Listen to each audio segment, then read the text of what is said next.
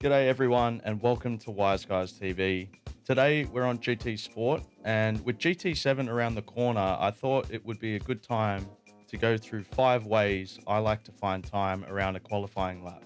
With those 5 things being car choice, doing a slow lap to learn the circuit and the car, 5 consistent laps in a row, looking at an off-board from a top 10 time, and then stringing all of those things together for one last push. So the first step on the list is car choice. And when it comes to choosing a car for time trialing or choosing your qualifying car for your daily races, the most important thing is that you're comfortable in the car. So you need to gel with the car. You need to pick a car that's going to suit your driving style over anything else. If you've got a car that you prefer that suits your driving style, then definitely go with that car. That's first and foremost. If you're a little bit more open to different cars and you can drive around certain issues with cars, then you can go to the top 10 times and see which car everyone's using. What I found with GT Sport is that it does usually boil down to 1 or 2 cars that are pulling out the best times over a time trial or a qualifying week for daily races. So as you can see, looking at the leaderboard going down, all I'm seeing is R35 GTRs. There's one RCF and the rest is just swamped with GTRs. So I think we will choose the GTR, and of course it's running the Wise Guys Benzin Converse Stiller livery, which is worth at least 3 to 4 tenths shaved off the time. So we'll get cracking and move on to step number 2. So now as we jump in the car, the first thing I like to do is, even if I know the circuit like the back of my hand, I like to go around at about 50 to 60% maximum speed, just to learn the car circuit combination, understand what it's doing through the corners. Is it understeering? Is it oversteering? And it's a good way to learn new circuits if you don't know the circuit. So today we're at Spa. I know it quite well, but we'll still go through and take you corner by corner. So not pushing too hard off the bat, short shifting, taking it easy, seeing how the car reacts. So Eau Rouge, I know that's probably going to be flat, but take a safety lift, looking at your entry, your apex, and then your exit. So for a game like this, where there's new tracks pretty much every week, I like having the cones. The cones are there for a reference for me. So if I go to a place where I don't know it quite well, it's a quick fire way for me to jump in, and I know the braking points, the turn-in points, and the exit points. Now, I don't take that as gospel. Most of the time I find myself braking a little bit before or a little bit after the suggested braking points, depending on what I want out of the corner and the sequence of corners. Like maybe I want to sacrifice one corner so I get a good exit because there's a straight right afterwards. So I'm more concerned about the exit speed rather than the entry speed into the corner. So I'll brake a little bit earlier. Coming through, trying to get a feel for the car, still not pushing it too much, short shifting, braking in a straight line, turning in, feathering the throttle, powering through the exit. I feel like as well, just psychologically, this is a good way to start off by setting a time very far off the pace. So this is the point where I would start getting up to about 80 to 90% full capacity, still not going flat stick, but this is the point where you may notice you're starting to make mistakes because you're over pushing. But as long as you're aware of that, you can adjust and really come back off where you're over pushing. So we'll try and set a respectable time, try and get that time down maybe into the 205s.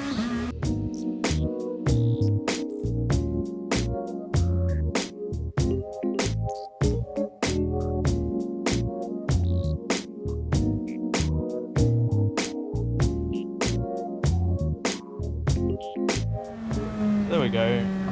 Getting into the 205s, decent lap, quite clean. Obviously there's places where I could improve. So it's at this point that I'd like to do some consistent laps. So I'm going to attempt to do that now. I'm going to set 5 laps and see if I can at least stay consistent, if not improve on my time and get it a little bit lower into the low 205s, maybe into the 204s, and just get into a bit of a rhythm and get into a bit of a flow.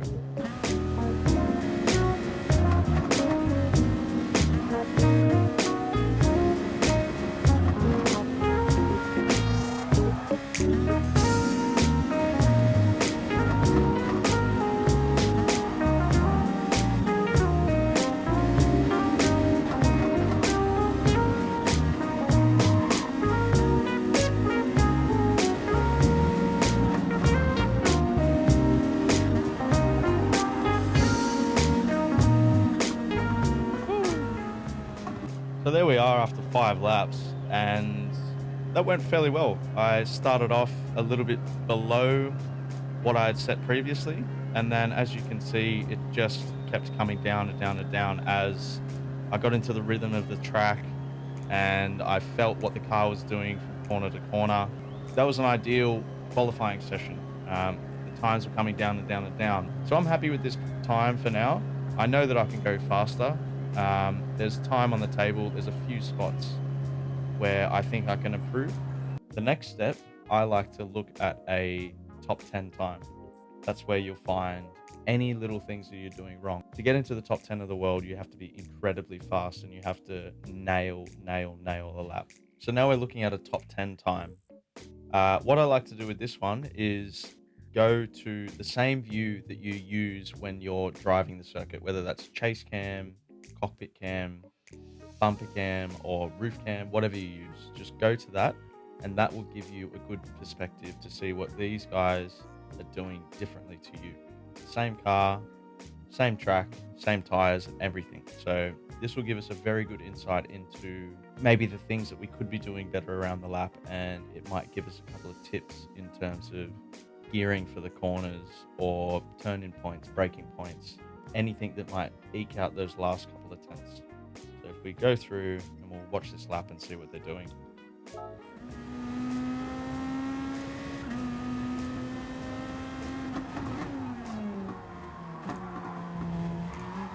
So immediately there, I'm noticing that he's braking a little bit after I was braking, coming down the gears quite quick into second gear.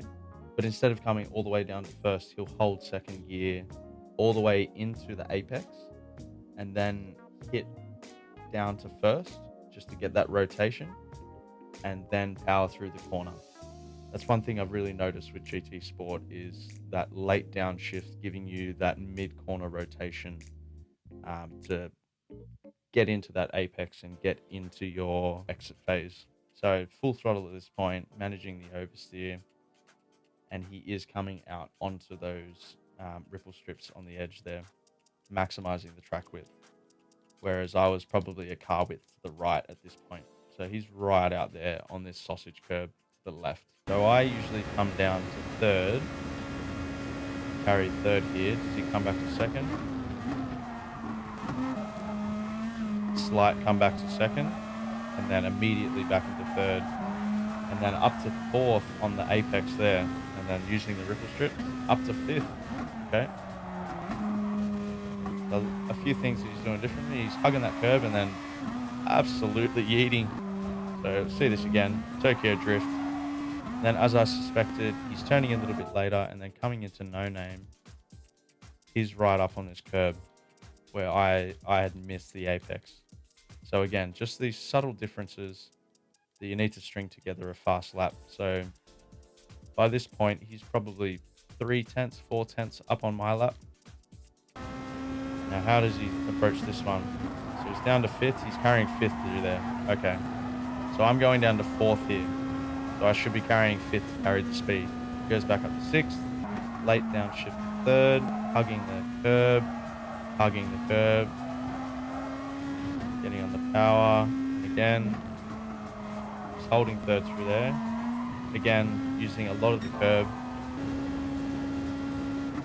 So he's braking much later than I did.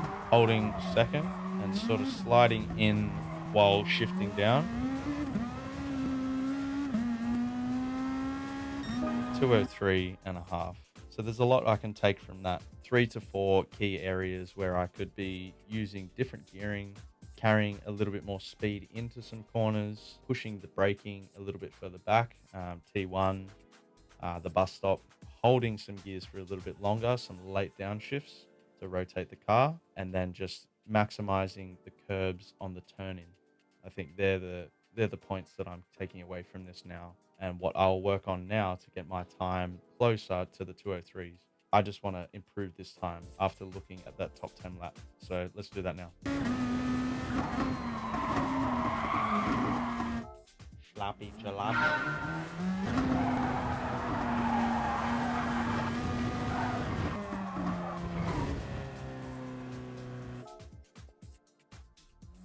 Frustrating part. So this was my best lap after putting together everything that I'd learned up to this point.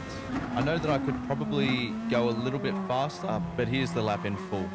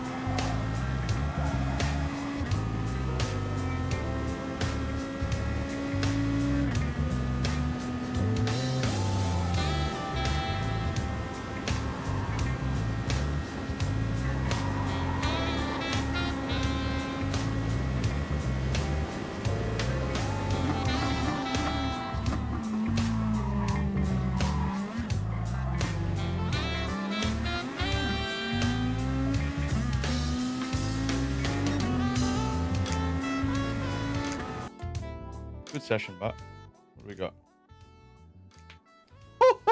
Wow.